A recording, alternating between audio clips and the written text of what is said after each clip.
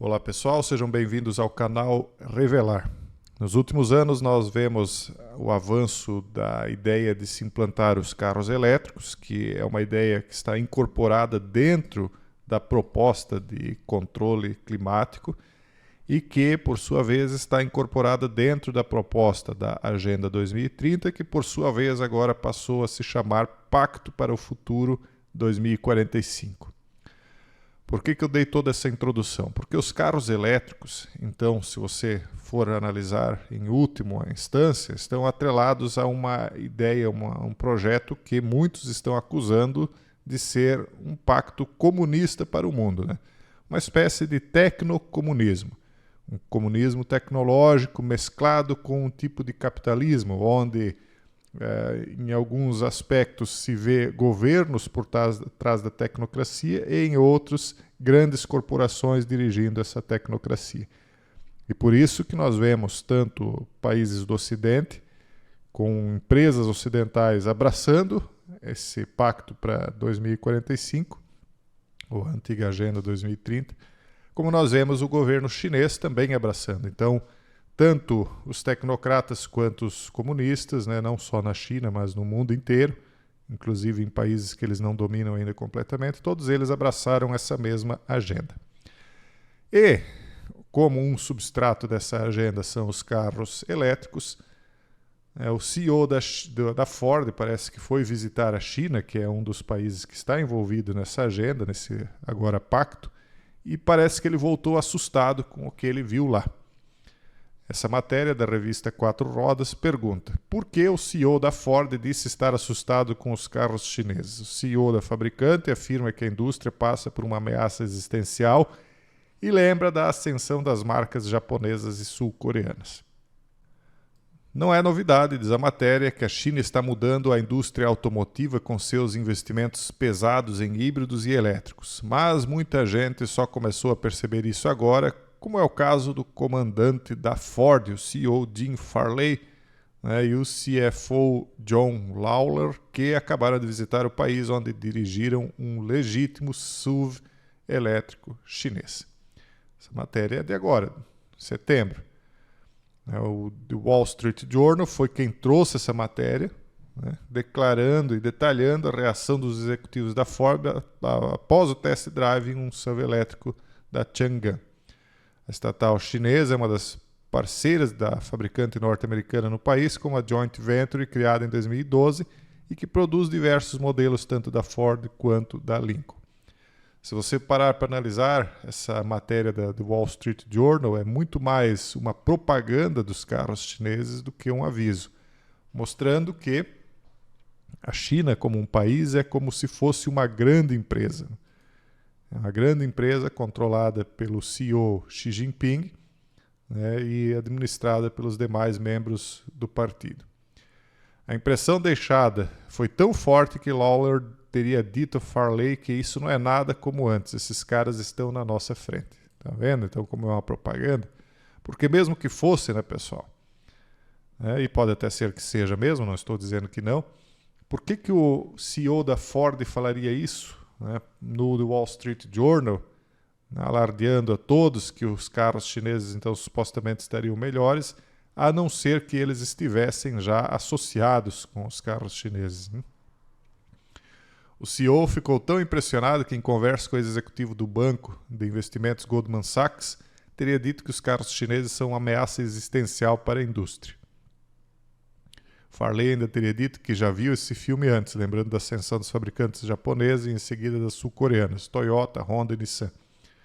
Realmente, para bater um Toyota é difícil, né? Ambas eram vistas com desdém quando começaram a vender carros no mercado global e, com o passar dos anos e a melhora na qualidade, conseguiram conquistar o seu espaço na indústria. Farley sabe bem disso, pois começou sua carreira no marketing da Toyota.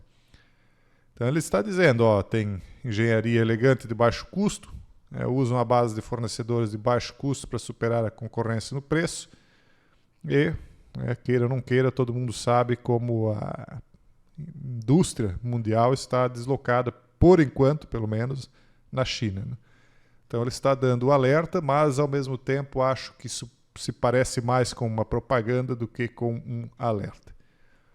O que será que vem aí? Será que a indústria chinesa controlará os carros? Vocês viram ontem no vídeo em que eu expliquei para vocês que um militar teria tido o carro dele bloqueado pela Tesla, né, à distância, porque ele estaria usando de maneira indevida, aquilo estaria causando uma polêmica. E aí o Musk simplesmente mandou desligar o carro e o carro não funciona mais. Aí você imagina se o governo chinês de repente começa a controlar os carros mundo afora. O que vocês acham que vai acontecer? Considerando a maneira como eles veem essa questão toda de liberdade, né? Uma maneira um pouquinho sui generis, para dizer a coisa de maneira suave, né?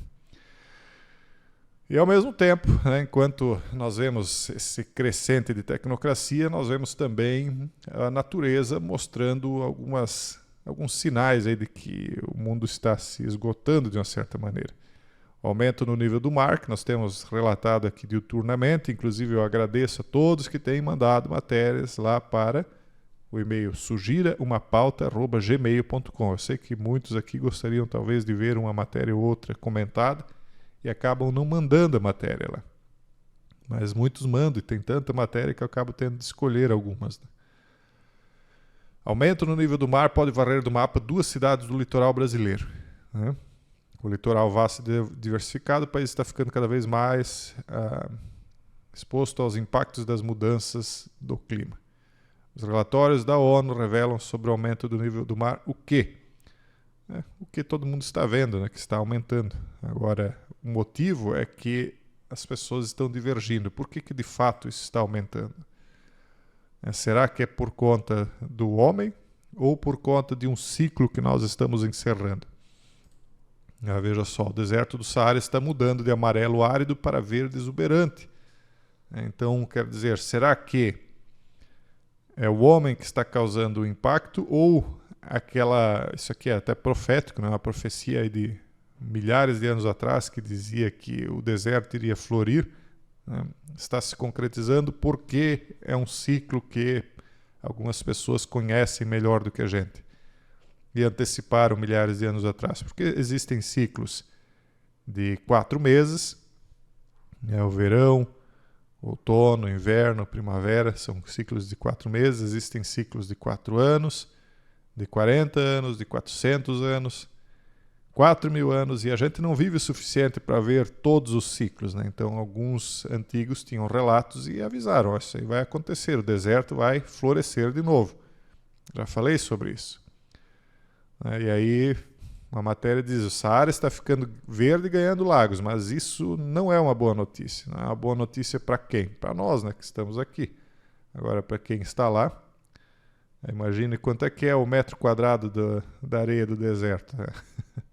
É de graça, né? Quem quiser ir morar lá no meio está de graça, mas em algum momento, talvez locais onde hoje floresta, tem bastante água, se torna no deserto, e onde é deserto vai se tornar local fértil mais uma vez. Isso já aconteceu, já foi assim no passado e talvez torne a ser. Parece que estamos indo para isso. Quantas cidades, pessoal, prósperas, riquíssimas, poderosas, fortificadas, simplesmente foram abandonadas por um único motivo: faltou água. Se não tem água numa cidade, as pessoas abandonam, vão embora. Então, cidades do passado que tinham centenas de milhares de habitantes, de um dia para o outro, as pessoas abandonam. Quantos dias você ficaria numa cidade que não tem água? Uma semana? No máximo, né? Nem isso, né? Porque se você não tivesse reserva de água, não ficaria nem 2 dias numa cidade assim, né? Então, cidades aí que hoje, cidades, estados, países inteiros, talvez aí que hoje são muito poderosos, no futuro poderão ser verdadeiros desertos, né? E aquilo que é deserto, ó, veja só, está virando em lago e reflorestando, né? Então a natureza, ela faz as coisas independentemente do ser humano. E olha só uma situação interessante: o módulo de comunicação via satélite da Starlink foi encontrado dentro de um drone russo. E aí fica a pergunta: como é que o módulo de comunicação da Starlink, que é do Musk, que é norte-americana, está dentro de um drone russo se os Estados Unidos está fornecendo suporte para a Ucrânia contra os russos? Há um mercado negro paralelo? Ou será que eles conseguiram tirar isso de outro equipamento e instalar no equipamento deles? Ou há um colaboracionismo, que eu não acredito muito, né? Mas não dá para duvidar, né? Relatos de mídias da Ucrânia sugerem que a Rússia começou a incorporar módulos de comunicação via satélite da Starlink desenvolvidos pela SpaceX do Elon Musk em drones kamikaze do tipo Geran. Agora, como é que eles chegaram a ter o acesso a isso, né? Veja, eu pergunto isso porque alguém pode dizer, bom, é só ir lá e comprar no mercado, está em oferta para qualquer um que queira comprar, né? É um equipamento.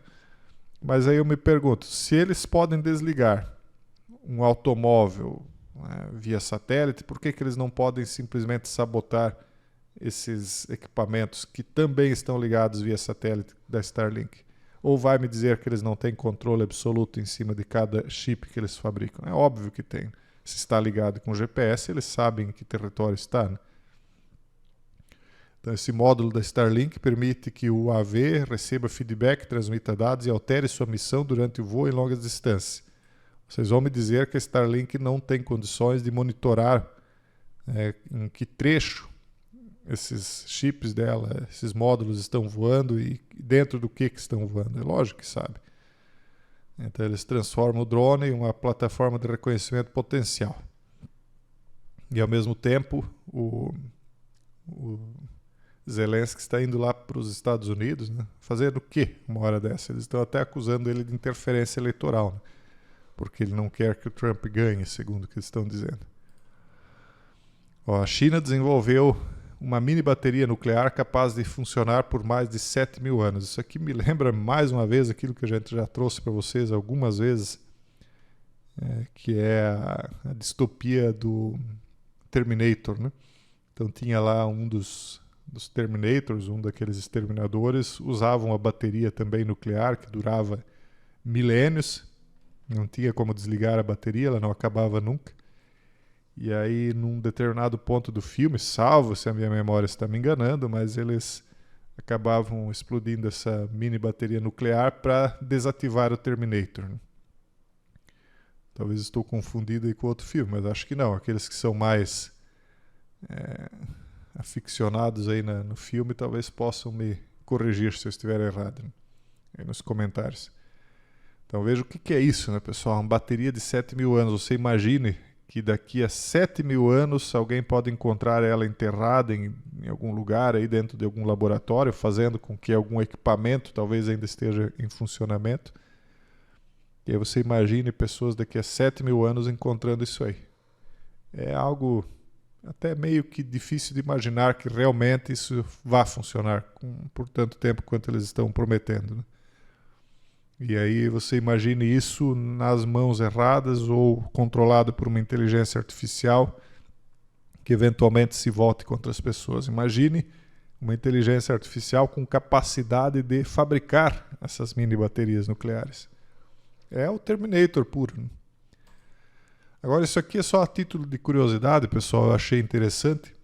Eles criaram o primeiro rubi cultivado do mundo que cresce em anel de platina. Essa matéria aqui foi muito mal escrita, não dá para entender nada de como é que isso aqui funciona. Eles só dizem que é quase como que botar uma semente de um rubi aqui e ele vai crescendo. Agora, como é que isso faz para crescer? A matéria não explica. Só diz assim, pela primeira vez um rubi cultivado brotou em um anel de platina. A nova abordagem pode transformar a indústria de joias, já que, pelo menos na teoria, de melhorar muito a dependência de mineração de pedras preciosas. Eu não sei se ele vai por algum tipo de processo de osmose, sei lá, aquilo que seria a composição de um rubi, em tocando nele vai se agregando à peça, não é explicado. Mas se alguém souber alguma coisa mais, pode colocar aí nos comentários, que eu achei bem interessante. Então eu trouxe só a título de curiosidade. E essa última matéria aqui é só para comprovar aquilo que a gente disse no vídeo de ontem, que eu vou ter de tomar muito cuidado, porque no vídeo de ontem já teve censura por conta disso. Ó, 1 em cada 4 canadenses apoia a ideia de encerrar a existência antes da hora por motivo de pobreza. Não vou nem ler muita matéria aqui para não acontecer o que aconteceu ontem, né? Mas você veja como estão as coisas, né? As pessoas cogitando não continuar a sua existência porque não tem dinheiro. Agora você imagine isso na geração passada ou na retrasada ou qualquer tipo de geração anterior. Quando eu digo que essa nossa geração é uma das mais fracas que existem, as gerações que estão vindo aí cada vez piores, né? Onde as pessoas simplesmente porque não tem dinheiro acha que isso é justificativa para encerrar a existência mais cedo, eu fico pensando quem é que vai suportar as vicissitudes que estão previstas aí, né, nos livros de Revelações, né? Praticamente ninguém. Vai ser um rebanho realmente muito pequeno. As pessoas, por qualquer coisa, desistem, né? É lastimável ver isso. Pessoal, esse é o vídeo de hoje. Um forte abraço a todos e até o próximo vídeo, se Deus quiser.